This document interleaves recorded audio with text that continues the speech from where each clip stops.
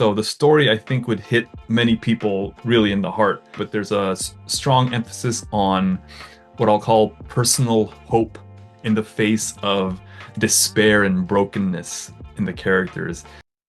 Welcome back, everyone. We are looking back at this past week's Sunday readings and looking ahead to next Sunday's readings. We know that most people attending Mass don't look ahead to the readings they'll be hearing. So I hope you'll find our little show fun and useful, especially if you're looking to connect more to the Bible readings during Mass. My name is Vincent and my buddy's name is Roy.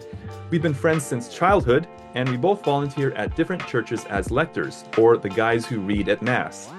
We'll offer our thoughts on the readings, as well as share some fun stories about volunteering at church and everyday life. Okay, let's get started. All right, what's going on with you this week?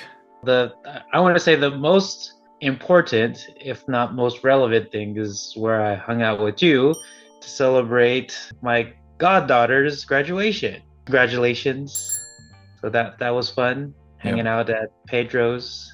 What you end up doing? What did I end up doing last week? It was a busy week last week for me. So the day after we recorded the last podcast, we had our annual dad's basketball game at my boys' school on Tuesday night.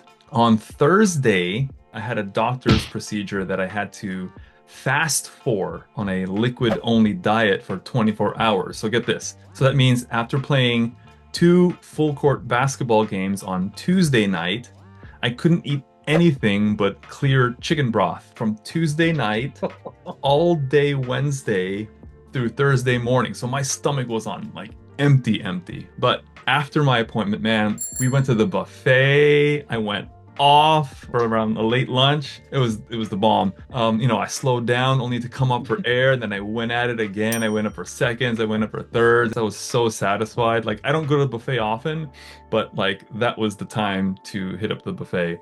I went to Hokkaido buffet, the Japanese Asian buffet. So they had like the sushi. I got my sushi, my nigiri, my sushi rolls. Get the expensive stuff, right? And I left a little room for dessert.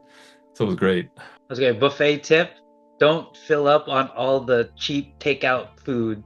Always store up on all the expensive stuff, like all the shellfish and all the sushi. They grill, stockpile on those things. Stuff. You go for the good stuff. You get your money's worth. And then I got home. I took a nap. It was great. My boy and I went to go see Thunderbolts over the weekend, the new Marvel superhero movie that came out last month. It was very good. So the story, I think, would hit many people really in the heart. I won't give anything away, but there's a strong emphasis on what I'll call personal hope in the face of despair and brokenness in the characters. And this very unexpectedly touches on what I'm going to mention in my homily reflection later. So if you haven't gone to see Thunderbolts, I do recommend it. It is PG-13, I believe. But yeah, I liked it. You read this week, so how was your reading? I thought it went well. I felt a little bit of the kind of the dying to myself. So I was like, okay, that was more in the direction where I needed to be, versus then trying to really read everything very specific. There are different kinds of spiritual gifts, but the same Spirit. There are different forms of service, but the same Lord. Oh, so you're dying to your self-consciousness. Yes, there you go. That's a better, and letting the Holy Spirit take the controls. So I think I did, except for one faux pas that I did. I didn't even notice I did it until my wife told me, because I read the announcement. Let's look at the tape. June 15th is Father's Day. If you would like to offer a spiritual banquet for your father, please take a Father's Day spiritual banquet envelope as you exit. And so I read it as a banquet. My wife says, it is bouquet.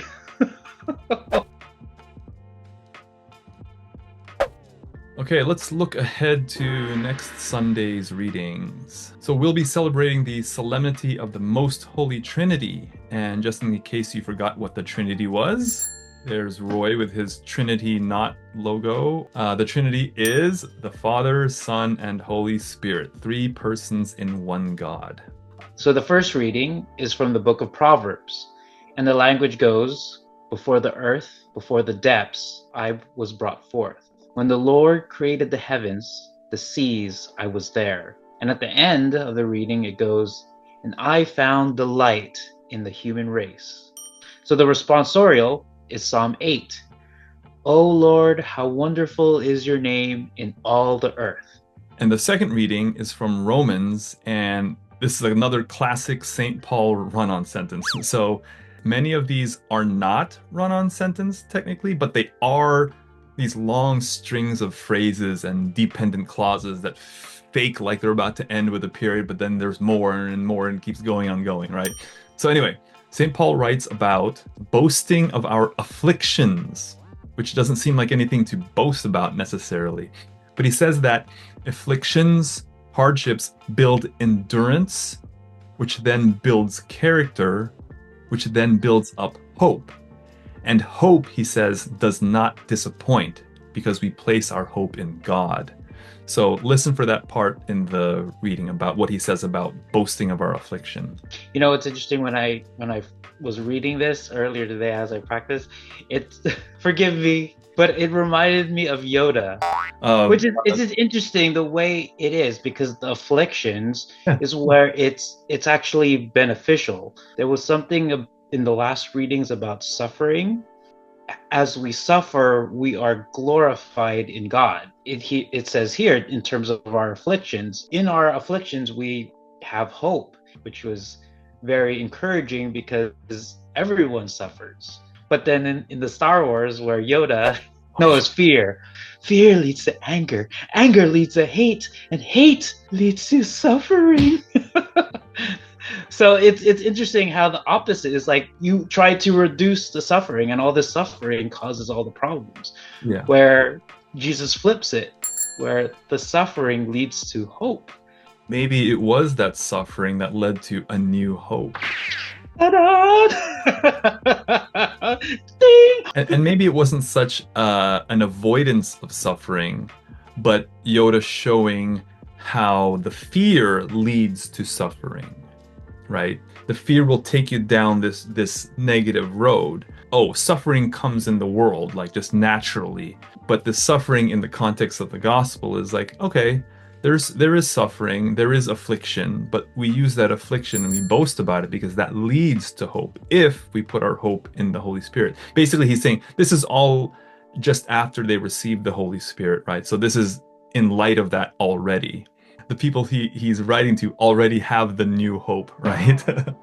And finally, the gospel is from John 16, where Jesus says that the Spirit of truth will guide you, meaning the apostles, to all truth.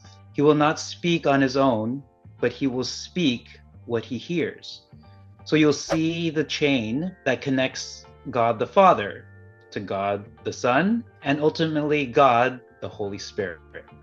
I like how this connection is spelled out in the gospel. Those of us who grew up Catholic, we kind of take for granted the mystery or the significance of the Holy Trinity when you make the sign of the cross, right? We just kind of say it, Father, Son, Holy Spirit. Previewing this gospel kind of makes me think of how different our Catholic Christian religion is from other religions in the world. People say, oh, all religions are basically the same. Not Christianity, at least not at its fullest form or when it's at its best. Other legitimate world religions, who all have some basic merits, are the story of how we are searching for God. Christianity, in stark contrast, is the story of how God is searching for us relentlessly and tirelessly through this chain to the point of becoming a man, sending his only son, only to be, what? Rejected, tortured, and ultimately die for us, only to rise and come after us again, keep searching for us again through his Holy Spirit. Then he sends the Holy Spirit. Hey, search for my people. I love my people. All the while we are searching for God everywhere, or we're turning away from God. Other religions like, oh, look how we reach for God.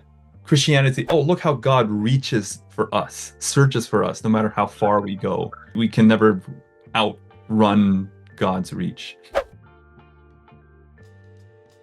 The homily reflection from the Mass that we attended, I mentioned that I was going to bring up hope from the movie we saw. Father Henner mentioned hope And when I heard that, I thought, oh, I'm thinking of how people often feel hopeless in life, in whatever condition they're in, whatever situation they're in. Catholics, Christians, we place our hope in God. They're grasping for things, but there's nothing to hold on to. But when there's the Holy Spirit, it's like, okay, I have hope in the Holy Spirit. It gives us all something, the ultimate thing, right? The best thing to hold on to. And that speaks volumes to people who really, truly feel hopeless. Yeah, when people feel hopeless and they find God, or I should say God finds them, that's life-changing, right? All right, do you want to do the how would you read this? Oh, great. Okay. This is the one. This is the Yoda. In the book, it actually breaks it up, so Yeah. you could have those natural pauses, versus like in the book, it's just a block of words. The rest of the line doesn't make sense. Oh, because I added a word. That's why I practice so many times, because I keep adding to it. Because the love of God has been. Now, see, I thought. Oh, you psyched us I'm like, oh no, I did. I was fine. Just keep going. You got me all self-conscious about it now. I have to let go. All right. So, not only that, but we even boast of our afflictions, knowing that affliction produces endurance, and endurance, proven character, and proven character, hope, and hope does not disappoint, because the love of God has been poured out into our hearts through the Holy Spirit that has been given to us. I should have tried to channel my inner Yoda. Oh no. Oh, affliction produces endurance. Endurance it produces. Hope and proven character. Disappoint it does not. Okay, how was it? I hope you got some positive takeaways from this. Leave your thoughts below in the comments, and don't just like and subscribe, but also click that share button and share this with your family and friends as well. Take care and God bless. Let me read the text here. Oh. Only that we must even boast of our affliction. How did I do? Who the Holy Spirit has been given to. Okay, I'm ready. Less than a minute, it says. Now it's not like Yoda.